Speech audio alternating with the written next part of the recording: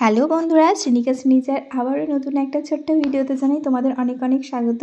তো আমরা সবাই মিলে কোথায় যাচ্ছি বলো তো? আমরা যাচ্ছি একটা অন্নপ্রাশন বাড়িতে। আর সেই অন্নপ্রাশন বাড়িটা ঠিক আমার বাড়ির অপোজিটে, কিন্তু সারাদিনে একবারও যেতে পারিনি। এর কারণটা হচ্ছে আজকে কিন্তু সারাদিন ধরেই বৃষ্টি হচ্ছে প্রায়, আর এরা ঘুমিয়েছিল। ঘুম থেকে উঠে দুপুরের খাওয়া এখানে নিমন্ত্রণ ছিল, আর দেখো বিকেল হয়ে গেছে আমাদের যেতে যেতে।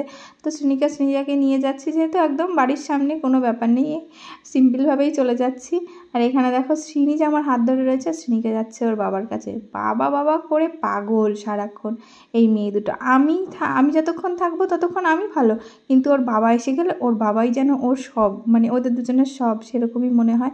আর এদিকে দেখো শ্রীনিজাকে আমি খাইয়ে দিচ্ছি, কিন্তু শ্রীনিকা কারো হাতে খাবেই না।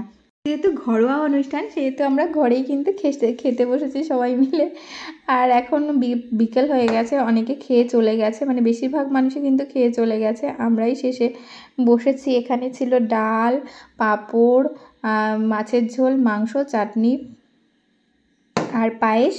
কিন্তু শ্রীনিকা শ্রীনিজা কোনো কিছুই খেতে পারিনি, সব কিছুতে ঝাল ছিল। পায়েস আর এই পাঁপড়টাই একটু খেয়েছে, আর সাদা ভাতগুলো দুই একটা খেয়েছে। আর না খাওয়ার মতন, কোথাও গেলে কিছু খাক আর না খাক, জলটা কি 16 আনা খেতেই হবে। জল খেয়ে কিন্তু ওদের অর্ধেক পেট ভরে। এরপরে গিয়ে আমি বাড়ি গিয়ে কিন্তু ওদেরকে খাওয়াবো। ওদের খাবার রেডি করে রেখে এসেছি, মানে রান্নাবান্না করা কমপ্লিট। আমি এখান থেকে খেয়ে গিয়ে তারপরে খাবো। আর আমাদেরই দেখো খেতে খেতে আজকে কত বেলা হয়ে গেল, আর ওদের খাওয়াতে খাওয়াতে আমার মনে হয় আজকে সন্ধ্যাই হয়ে যাবে। তো যাই হোক, এখানে যে পুচকুটার জন্মদিন, সে কিন্তু ঘুমিয়েই পড়েছে। যেহেতু ঘুমন্ত বাচ্চার ছবি তুলতে নেই, আমি গিয়ে ভাবলাম মানে বেরোনোর সময় ছবি তুলবো, তাড়াতাড়ি করে খেয়ে নিই, কিন্তু দেখি যে ঘুমিয়েই গেছে সে। আর এরপরে দেখি ছোট ছোট বাচ্চারা খেলা করছে, আর পাশাপাশি শ্রীনিকা শ্রীনিজা খেলা করছে।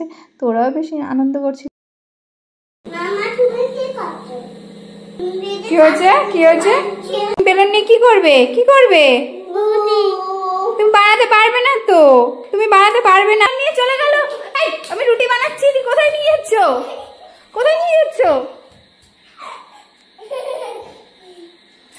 আমার বেলুনটা দিয়ে দাও শিগগিরই, আমি রুটি বানাচ্ছি। এই দেখো সব জামা কাপড় ঘর দিয়ে নাড়তে হচ্ছে। এর কারণ হলো যে বৃষ্টি হচ্ছে না, আর ঘরের দিয়ে না নাড়লে শুকোবে না। কয়েকদিন ধরে বেশ বৃষ্টি হচ্ছে। আমার বেলুনটা নিয়ে কোথায় গেল দেখি তো।